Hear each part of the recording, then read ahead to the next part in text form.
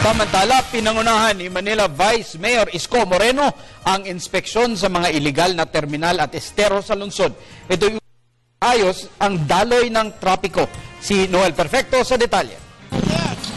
Sinimulan ni Vice Mayor Isko Moreno ang pagsita sa mga responsable at mga naglagay ng mga traffic obstruction sa mga pangunahing lansangan sa U-Belt area simula sa Moraita, Loyola at sa kahabaan ng Claro M. Recto. Kasama ang bagong traffic chief na si Colonel Rizalina Sagaysay at Station 3 Commander Ricardo Layog, inikot ni Vice Isko ang mga eskinita na pinagtataguan ng mga illegal na terminal na UV Express taxi units, nakambalang ng mga jeepneys at tricycles, pati na rin ang mga pundahan, mobile eateries at mga ambulant vendors na sanhi ng pagkabalan ng daloy ng trapiko ng tao at ng mga sasakyan. Road alleys, boulevards, highways are beyond the commerce of men. Ibig sabihin, walang sino man na magmamay-ari, pribadong kumpanya sa mga kalye natin. Ang kalye ay daanan. Wala na kung mangungulekta, Vice. As para sa concern, natanggihan namin yung loton eh. Yun ang pinakamasarap sa lahat eh. Yun ang bakahan eh. Actually, yun ang agriculture land dito sa Maynila eh. Oh, maraming baka dun eh.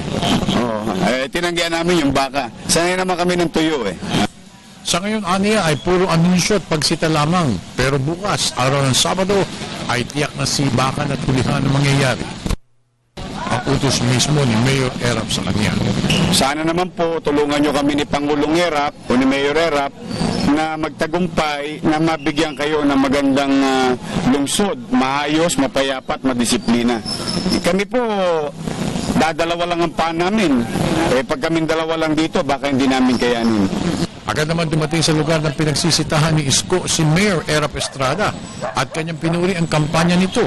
Aniya, ito ang nais ng bagong pamunuan na mangyari sa napag-iwanang lungsod sa Kalakhang, Maynila, ang may balik ang dating sigla at ganda ng Maynila. All out kami. They have to follow the law. Tsaka kailangan na maging maluwag ang mga kalye natin dahil marami na reklamo. Mga illegal pag-ooka ng mga sidewalk, ng kalye. So, nalagyan namin sa lugar lahat. Hindi para alisan ang hanap buhay ng mga tao, kundi nalagay lang sa ayos. Layunin ng kampanya ay maibalik sa mga pedestrians sa sidewalk at maresolbahan na ang problema ng daloy ng trapiko lalo na tuwing rush hours. At ito ang mangyayari sa Maynila at ito ang patutupad ng mga otoridad.